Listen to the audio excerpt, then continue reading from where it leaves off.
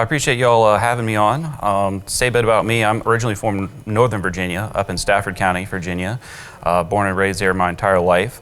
My dad worked for the federal government his entire career, so that was kind of my introduction to government. My mom, she worked in healthcare, but she was actually in what you call like internal audit. So kind of like an internal investigator for some companies. So I kind of always had that investigative edge. My dad, now he worked in HR, so he was kind of behind the scenes, but he worked with all the big departments like Department of Justice, DHS, at one point the Executive Office of U.S. Attorneys. So he kind of introduced me to these things, and I'd even go, they used to have a thing called Kids Day at DOJ. It was one of my favorite things. Went with him one day, he took me to the FBI building, and really saw how things work there. And then we went back to his office, and okay, now let me tell you how I do things. And then he took me to some HR meeting, and apparently I fell asleep in it. And he said, well, I think you're probably better on the operational side of the law instead of this stuff. And I said, yeah, I think I like the flashing lights. So my whole goal really was I really wanted to help people, and besides that I had other family members and friends that was in law enforcement. Some local sheriff's deputies were family. So I said, well, you know, law enforcement's the goal, I think. So I went to George Mason University for my undergrad in criminology, law, and society is what they called it. And that was like my goal was I think to be a federal agent at that point, FBI, ATF, DEA, one of those things. So through undergrad, I interned with ATF, and I did that for longer than the usual internship. It was several summers, some I think even a winter, and I thought that was my path forward. I kind of had it in there. After I graduated, I went through the application process, and I actually didn't make it because I got to the physical standards part, and I knocked out the push-ups and the sit-ups, but I wasn't running fast enough. So that kicked me out, and I thought, okay, well, I got this degree, I have all this background experience with law enforcement, what's my next step? So I was kind of trying to see where do I go from here, and I started working with a lot of nonprofits. I was very involved with my church. So in Northern Virginia, of course, it's a suburb of DC. I like to say it's not really have like a local culture like it does here, because everyone is so transient, moving here and there, wherever the federal government sends you. So really the culture and the local family I got was from church. So this church, all my family had worked at it at some point, was either part of the administration there, part of the, like either deans or deacons, we call them the pastor's council. So I said, okay, well, I'll go there, see what happens, kind of help them out. They were in a period of transition. And through that, I actually started working with the Fredericksburg Area Food Bank, so yet another nonprofit. And throughout this whole thing, you know, I'm a law and order type person, and I'm working with these nonprofits. So I was like, why am I here? Why am I seeing things from this side of the world? And really working with the food bank, I found out that really their only goal is to feed people, period. And for me being a law and order guy, I was like, what's this mean? Like, this was kind of weird for me to kind of figure out. And then I really learned it. Again, it's just about feeding people. And I really saw the other side of things. All the other stuff of how they got there, it doesn't matter. We're just feeding people. And that really, I started seeing like the empathy of like, well, besides you had the law and order side, now I'm seeing the other side. Like, how are people living? What does this affect on them? I also got on the board of directors for a corporation, a nonprofit that administrated a youth camp out in West Virginia. And that was a very interesting, before I was 25, so when they put me on that board, I was like, y'all really sure I'm ready for this? But I've been part of this youth camp since I was a kid, went with my dad, father-son camps. And through that, really learned again about administration, like how to run things, how to get people to do things. And the challenge you have with nonprofits is, of course, you know, if people are being paid, they're not being paid much. Mostly people are doing it for volunteer. So how do you motivate people to do something? And then when you're at a board level, you're now at a very high level of decision making. Well, again, how does that trickle down to the people on the side? And I chaired the physical plant committee while I was there, and really that kind of, again, started saying, okay, well, I'm making high-level decisions, but then how does that affect people on the ground? So that was all training me, trying to see, okay, what's my next step forward? Well, it started to hit me when I was sitting in church in my office, and a family came up to me, a lady, and started telling me about how they had moved in with their grandpa. And grandpa was he needed some help at that advanced stage of life. And they were actually homeless before he invited them in. So now they have a home, they're taking care of him. Well, now he's kind of getting towards the end, and he's trying to look out for them. And he said, hey, I don't want you all to go back basically to the streets. Like, I want to take care of you all. When I go, I want you to have the house. I want you to be okay.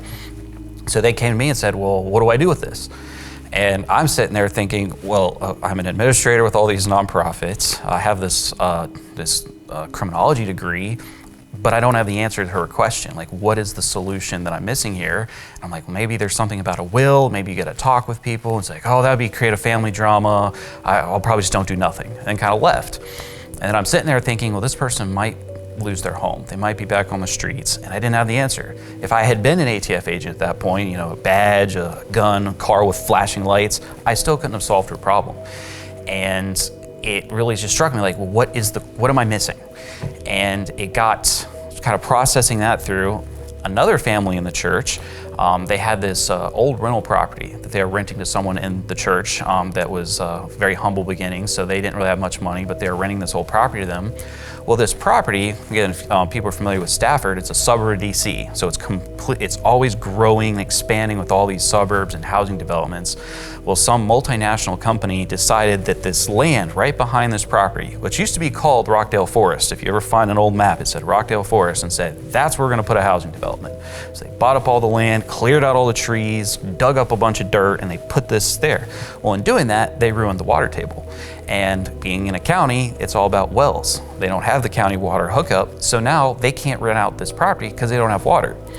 And this family was like, okay, well, what do we do? So they went to the property developers and said, hey, listen, we're not looking for a payday. Can you fix the water? That's all we want. Just justice for us is just get us the water turned back on. We don't care how you do it, just do it. Well, that developer delivered a packet this thick from their attorney that basically said pound sand. Like, go away, it's not our problem. And I'm looking at this thinking, okay, well, if I was this ATF agent, I had all these, I didn't have the tools to help here. And that's where I realized that the law is the answer that I'm missing. If I was a lawyer, I would know, in the first example with that family, like, this is how wills, trusts, and estates work. It's a very complex world. If I had a law degree, I could help there. With the second family, well, that's about real estate. How does all of that work? I would have had the tools to address that. So after that, I was like, okay, well, law, that's the answer. And of course, I'll say, with every lawyer, the joke is, well, you love to argue with people. And people say, oh, you love to argue, go be a lawyer. I'm like, oh, I don't know about that. But then when it clicked for me, I said, no, that's it. That's the answer that I'm missing. So went to law school at Liberty University School of Law. And there, again, I was still kind of federally minded because I'm from the Northern Virginia bubble. And I'm like, okay, well, I'll go be some federal prosecutor.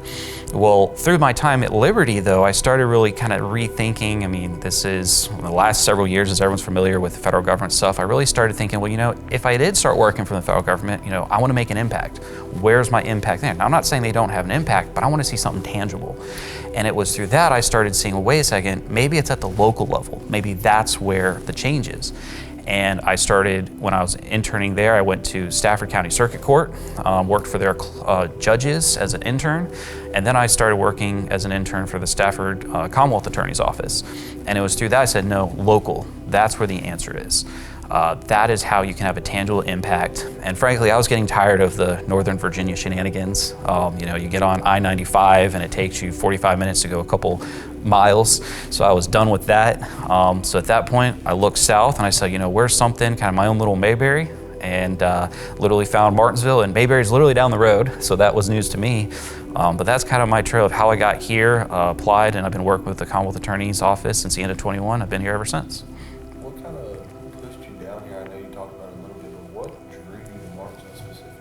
So what I did was, when I started, right after law school, starting applying, I kind of said south of Stafford was kind of my line. Just started applying everywhere, and had some interest in some places out east. But the more south I looked, I'm like, well, this is really more small town America, and that I really liked a bit more. But frankly, right during that time, Martinsville's going through reversion, and that's something you don't see anywhere else in the Commonwealth. It's a very rare thing, and it's actually a very interesting local government thing to be watching. And at that point, it's like, that would be interesting to watch, from, boots on the ground, tangible impact of what does going from a city to a town look like on a community, with prosecution, with crime, how does that work? So when I saw that, I was like, that'd be interesting, just to watch, to see what would happen. I applied down here. Mr. Hall gave me a call back. We had a fantastic phone call that first time, probably a couple hours at least. And then he even said, like, well, I mean, I can't promise you the job will be here much longer because of reversion. I'm like, that seems interesting. So he gave me the opportunity, came down, interviewed, and he gave me the job. And I've been down here, and I fell in love with the place. Well, and it definitely impacts us. I mean, going to the city council, as I call it, my favorite word is shenanigans, but I mean, that's what it was, is a lot of shenanigans with city council. I mean, we got drawn into it at the end, which resulted us, getting a special prosecutor, and he's doing his thing. But seeing that is what I see is there's a desire of the people of Martinsville and Henry County, this whole area, this community, is they want to see what has happened. They want to know why it's happening. And, I think the biggest criticism right now from people aiming at the top is like, tell us what's happening. Pull back the curtain, tell us what's going on. And from my perspective, that's all what we're all about. The people of Martinsville need to know, why are plea deals being made? Anyone can ever come to our front door and say, why in this case did you make this deal? We're happy to explain it. Why is the law doing this, and why did this person get this sentence? Well, here's why. So I think that people are, because of all this, they want to know what's happening. And that's one of the things that I've been running on, is that I want to inform the public. I want them to see, hey, if you elect me as Commonwealth Attorney, I want you to still be involved. I want you to come see some jury trials, come look at some bench trials, come look at guilty pleas, come look at sentencing. You all need to be involved to keep not only me accountable, you keep everyone in the process accountable when you can see it. And there's really no room for secrets, and especially in my world. And this is where I tell people, keep on the front end of an investigation, my role, I'm not going to be too, giving out information because I'm worried about making a successful prosecution. That's kind of the police department's job. They can give you kind of an idea of what a crime is. So I'm not wanting to say, hey, this is what's happening here, but I can give you some high level things like, hey, this case, we've got 100 people show up, but then no one's talking. That's why there hasn't been charges. Like, that's the stuff that I would love to go to the people and say, hey, this is why it's happening. So absolutely, it impacts us. And this is, again, that's what I say, is that people need to see it, and they need to be engaged. They need to see what's happening, and there's a desire for it. And you just see that at the end of every council meeting when people stand up, is that's their frustration. And from my perspective at the Commonwealth Attorney's Office, I want to let people see everything that's happening. But the other thing I will throw in here is that it's very important, our system of government is you have independent branches. So you have the City of Martinsville, but then you have the constitutional offices. We are completely independent. And that is a check and balance to make sure that one side can't get into the other person's sandbox and tell them, like, city manager can't tell me what to do on a prosecution case. That is a very important line in the sand that cannot be crossed. And I will protect that independency. And I think that at certain points that there were efforts, in that mix to say, well, no, let's be all more under one umbrella. Let's be all in one accord. I love to be a good teammate. I love to be a teammate. I want to work with people, have a good open dialogue, but I don't want someone stepping in and say, you need to do this on a case. I want the people of Martinsville to be the ones giving me that feedback, not someone in a unelected part of the government. So that's kind of how been my motivation with seeing how things have been going with City Council and where we're at today. Experience. Yes. Well, and that's the thing about the experience. I mean, and I've kind of eased into this about kind of calling out the experience, because I want people, I am who I am. People ask me questions. I want to put it out there. So I don't really need to be too offensive with, some of my tactics. But the experience thing, people need to realize that when you say, I am experienced in something, what does that mean? So when I say that I'm experienced prosecutor, I've been here since the end of 21. So for 4 years, I've been a criminal prosecutor. And I started as an assistant. There's a couple different assistant spots, so I rose up those ranks of assistants. Now I'm the chief deputy. I have done everything that there is to do in the Commonwealth Attorney's Office.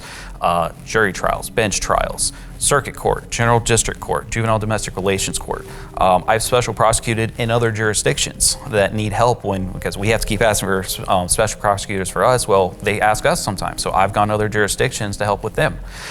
Even civil cases, you think, well, why is a Commonwealth Attorney involved in civil? There are very few things, but there are things that we deal with, such as, some things like name changes, firearms rights restorations, asset forfeiture cases and drug cases where someone is dealing drugs and get a lot of money out of it, and then that can be forfeited to the Commonwealth. I've done all of those things.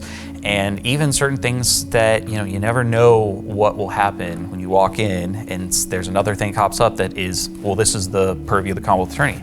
Another example that's technically civil is if you have someone that's been found not guilty by reason of insanity, well, the case doesn't end right there. Now there's a whole end process where someone who is they got mental issues, well, then they get sent to a hospital, well, then they can't just get released. There's a process to it. We got to go to court. We've got to talk to experts.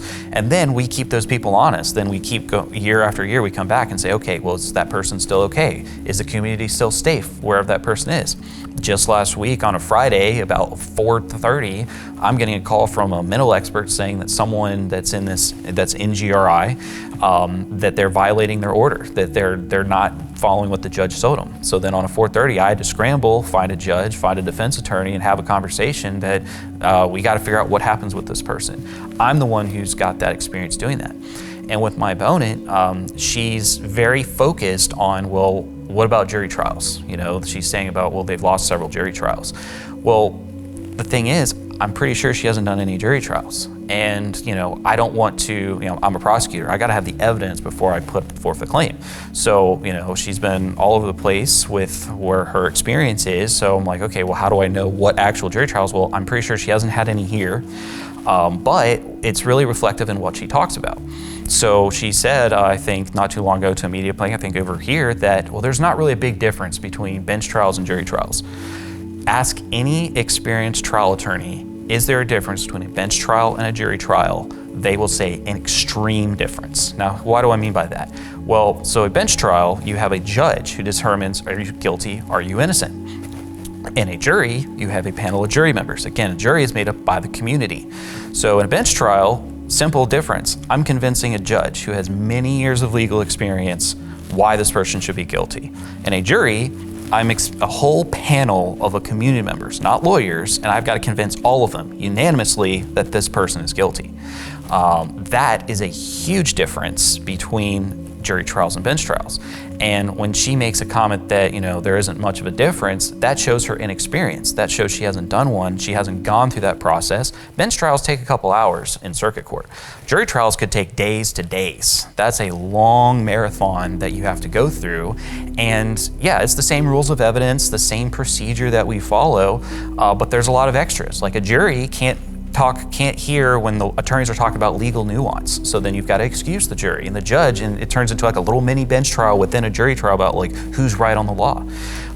And with her saying, well, there's no big difference, shows she hasn't done it. She doesn't know the difference between it. And there's the psychology of convincing someone that hasn't gone to law school. I tell people, listen, when you go to law school, they take your brain out and put it in a blender, and you kind of lose a bit of your humanity. So it's an art to be able to stand on the law, talk about legal nuances, but then be able to pivot and say, okay, to a regular person, a person in the community, hey, this is what's happening, and this is why you should believe this way. So that's really this last little bit I've been hammering experience. It's like, okay, you have experience in all these other areas, but you don't have experience in the most important part of the Commonwealth Attorney's Office, which is a jury trial. It's a bit scary to me for someone to run for Commonwealth Attorney who's not done a jury trial. You have to have that experience. And it's very different, and it also reflects with her kind of not understanding the law. When she talked about one of the forums was about, well, jury trial changes. Well, the law used to be where if you have a jury trial, the jury would sentence. If you have a bench trial, the judge would sentence. Well, then the law changed, and then now you have a choice, judge or jury. You default to judge, but you could have the jury if you want. Well, that law changed in 2020 and didn't get rolling until 2021. She told the forum back at the Chamber of Commerce, well, that happened last year. Well, no, it's been happening ever since I've been here. That's a reality that I've had to deal with. Another thing that I know she's not experienced with felonies is she said, I think here, that, well, if a case is null pros, which means on the Commonwealth side, we ask for the case to be dropped at the front end for whatever reason, that we only have a year to bring it back. Well, that's not correct. That's only for misdemeanors. There's a whole legal nuance and a whole statute about how that works. For felonies, there isn't a time limit on that. So for big cases like felonies, where we're dealing with high profile things, if we need to bring a case back, we can, and there's not a time limit on it. And for her to say, well, there's, she's getting those things wrong, is showing that she hasn't dealt with these things. So yeah, she probably has a lot of life experience, but she doesn't have much experience at all of being a prosecutor, and that's what matters. Well, it's interesting you mentioned that, because that actually, what you just highlighted something that's a big challenge for us, is that the jury, when they walk in on a jury trial, that's what's going through their head, is what do they see on Suits. Now, I think Law and Order's still going, but you still got Law and Order, you had CSI back in the day. So people's perception of how the law works is from those things. So when I stand up in front of a jury, that's one of the first questions I ask at jury selection, is like, hey, who's watched CSI? Everybody's gonna raise their hand. And I'm like, all right, everybody, cool. We all seen the show. Everyone agrees that's fiction, right? The law and the rules and reality doesn't work that way. Like, you can't get, if we get a gun from a crime, you can't just place it on a table and a whole screen pops up and says, all right, here's the fingerprints, here's where they come from, where's the DNA? That takes time, and there's a lot more to us, such as DNA evidence. In the TV shows, they did it. That DNA came from that person. Well, you're not going to get a scientist who's going to say that. They're going to say, well, 1 in a billion and a 1 chance that it's not this person. There's that whole thing that I have to challenge when I'm working with a jury. And that's part of the big, huge difference, is I have to educate a jury every single time. And I only have a couple days to do that. So it's important you bring that up, is people need to see the differences and know that there's a nuance to it. And that's my challenge that I have to, when I walk into a jury trial. What's been one of your tougher ones, I'd say? You said it's about the last days and days and days. Run me through one of the toughest ones, because I'm just curious. Yeah. I would say that my toughest, and the case that I'm the most proud of, it's a sad story. We had a defendant who his victims were people that were mentally disabled, and these were sex crimes. But what made it even worse is that his victims were his own daughters. And we had 2 victims in this case, and I was not involved as like a lead prosecutor at the time, but I was, because I'm very involved with the police department. I'm always up in the investigators' offices talking about cases, getting things prepped. They know to call me on the side of the road in the middle of the night. So when these cases are brewing, even when I was just starting out, I was involved with them. I was collaborating with them. So I'd been involved in collaborating with this case from the beginning, but it wasn't my case. I was just kind of helping. Well, as the case continued to unfold, of course, you can imagine the challenges with mental illnesses. Our victims that are very, their mental status is ever fleeting. So you've got to work with an evolving mental status. It takes a challenge to communicate with these victims who have gone through terrible, terrible experiences. And as that case unfolded, we actually had one victim who her mental status got so severe that we said, no, we can't go forward with your case, because we're afraid what would happen if you came into court and just completely broke. So we said, well, we still have one victim, we're gonna go on that one. So then we got rid of one case with victim, but we still pursued that one. Again, I'm still kind of on the corollary, seeing what kind of things are happening. Well, the case started kind of passing through different hands. I'm still kind of on the periphery. Well, then we were getting close to trial, a few weeks out at this point. Well, we had some staffing changes in the office. And the person that was handling that case went to a different place. So now this case doesn't have an attorney. And Mr. Hall looked at me and said, okay, well, you're up. You've been plugged into this case, you've been watching it unfold, you're the most involved with it, go for it. So then I took that case with only a few weeks left. I already had a relationship with the victim at that point because I was plugged in, and we had to walk into court, and I had to argue that this monster, this defendant, did all these things to his daughter. And I had to put her on the witness stand. She did fantastic, all things considering. And that was rough. Those cases you don't walk away from. And luckily, and I think we got convictions, not on all the charges, and that's the thing is juries are very hard in Martinsville, but we got convictions on what matters. And the charge that we got convictions on came with life, and the judge made sure that he's not getting out for the rest of his life. So that would be my toughest, is that kind of thrown at the very last second, and being able to go through that jury from start to finish and get that result. That we got that guy off the street. He's not going to harm anyone else. He's not going to harm his daughters. And at the end of the day, it wasn't just about that one case, because again, we had that other victim that we were kind of had in our back pocket. Like, well, this person is very unstable. We don't need to put her through this. Now we don't have to, because he's not getting out again. I don't have to bring her through this whole process. So that would be the hardest case I've had, but it's the one I'm most proud of, because, you know, it got the guy off the street of campaign finances. Well, so Jump right into that. this is the part that, I mean, I'll admit, what's hard for me is when I started to run, I thought, let's talk about policies, let's talk about procedures, let's talk about platform, let's talk about the plans I have, the programs I want to implement, the new dockets I want to, here's all this stuff we're going to talk about. Well, now we're kind of at this 11th hour, and I've got to bring to light like the campaign finance stuff. So in Virginia, just like, you know, all of political realms that we have to deal with, is you have to report your campaign finances. And there's a process to it. There is a website that we all have to, as candidates, we have to go onto a government, Virginia State Board of Elections campaign finance report website, and you have to plug in all of your incomes, all your expenditures, and you have to lay it out. You've got to put in where that money came from. You've got to show where that money is going. You have to do a complete accounting of what's going on with your campaign. And again, being a trial attorney, I won't say detail oriented, but I'm trying to make sure I get every single penny accounted for. And you can go on there right now and look up my name in the Virginia State Board of Elections campaign finance report, and you can see every penny that I've gotten in and gone out. And I said, okay, well, I'm doing these reports. Is my opponent's following that? Well, then you type in my opponent's, and she's reported. She has. So that's true. When she says, well, I've filed reports, she has filed reports, but the reports are all zeros. And I checked this, I printed this off yesterday, but anyone can literally go on the website and type in the name, and it's going to, you can see the report right here. It shows a bunch of zeros on income expenditures, but it breaks down. So each report, this one is from 7/1/2025 through 8/31/2025, and it flips through in all details. You can just flip through this and see, okay, well, you know, what's an in-kind contribution? There's a lot of little nuances that you've got to fill in, and it's all zeros. So she has timely filed her reports, but according to what she's given to the state, she's had no income and she's had no expenditures. Now, my concern with this is if you have someone who's running for Commonwealth Attorney, the job is to enforce the law, and she's not following the law. How can we expect her to enforce the law?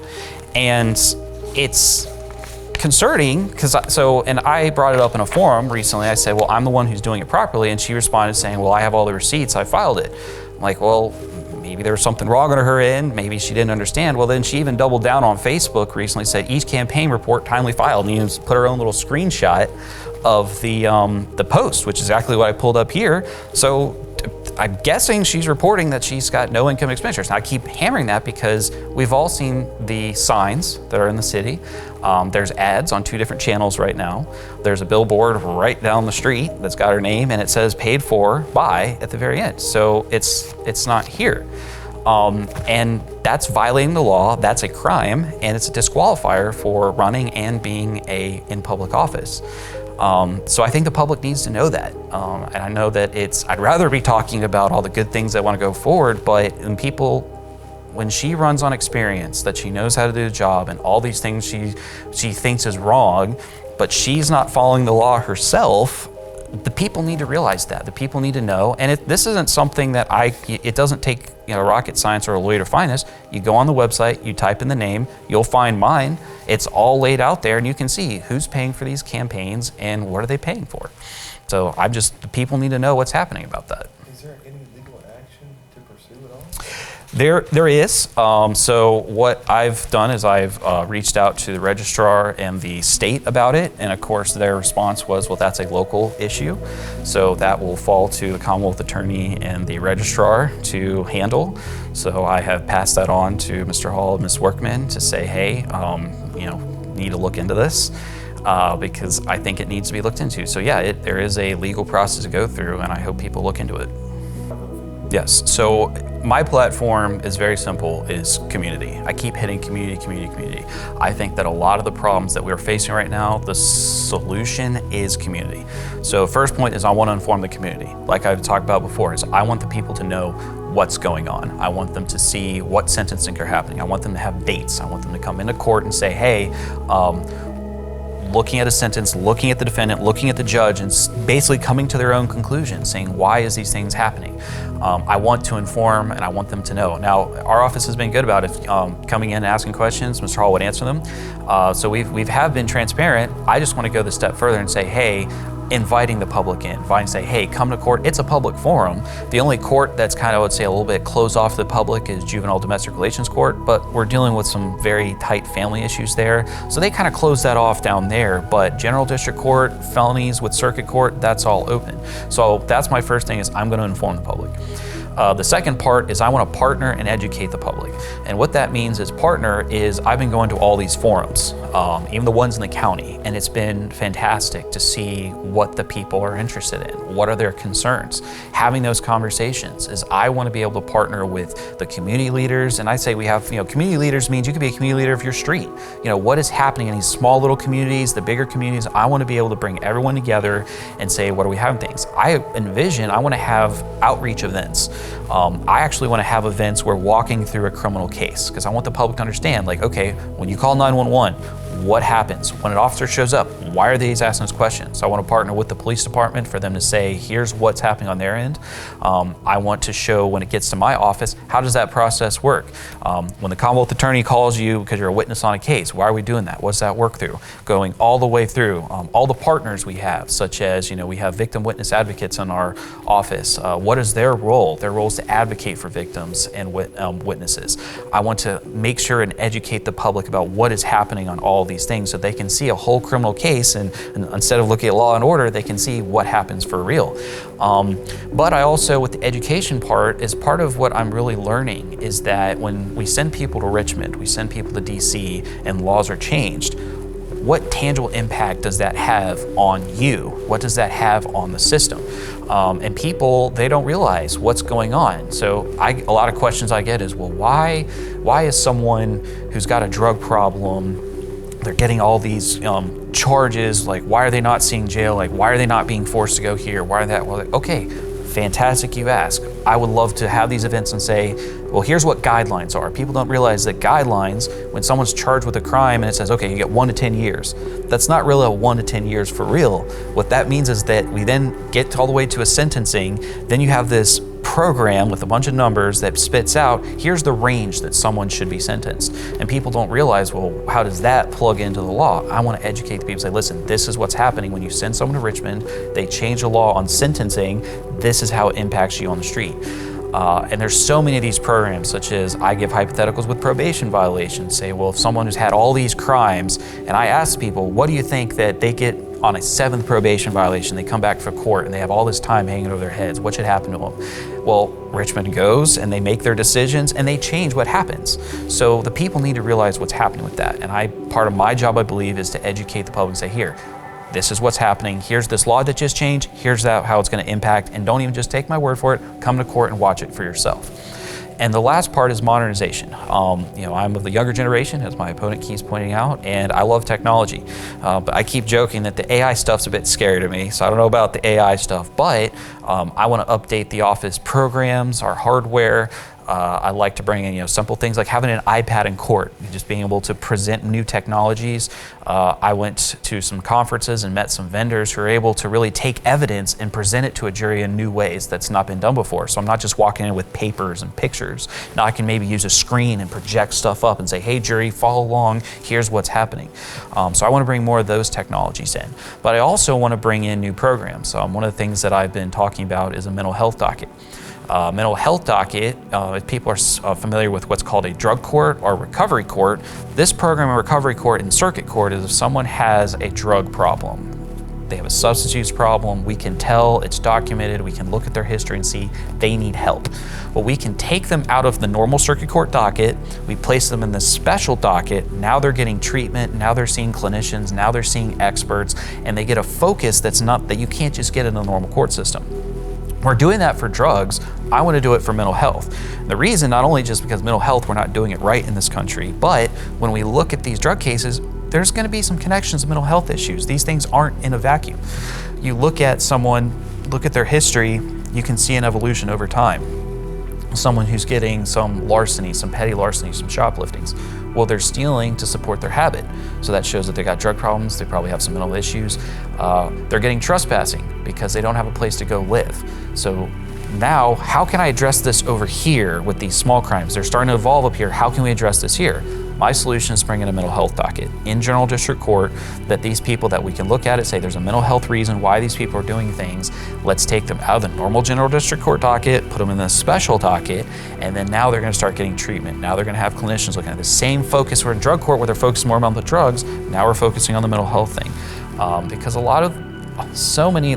I'll say that a couple weeks ago, I was preparing for a docket, and almost every single case had some version of mental health that caused the crime that happened, that caused the people to act in certain ways. And I'm limited with what tools I can have. I'm very creative with the tools I can do, but if we had this docket, that can really help the process. So that is my platform that I'm running on, and as we're hammering experience today, is why people should vote me, is again, I'm the one who has the experience. I'm the one that has done many jury trials. I've even been a part of more jury trials where I was second jury. I know how the process works. I know what the jury, again, which is made up the community of Martinsville, I know what they demand in a jury trial. They are hard, they're tough, and I'm the one who knows how those work. I'm the one who's actually done it. I'm the one who has experience running the office. I'm the chief deputy right now, so I know how to run the administration thing. I know how the office works. I know how to get people to do what they need to do. That's really it, is when it comes to experience, I'm the one who has experience in the Commonwealth Attorney's Office actually doing the job. And that's why I'm asking for people to vote for me, is I have the experience, I have a plan for day one. I'm actually following the law, as we've already covered, and I really want to do what's best for this community. And I think that the community has spoken. They're definitely more involved than I think they've ever been before because of all the shenanigans we talked about. And I really fall in love with this area, and I want to keep helping this area. And I'd hope, and I ask for your all's vote for this November.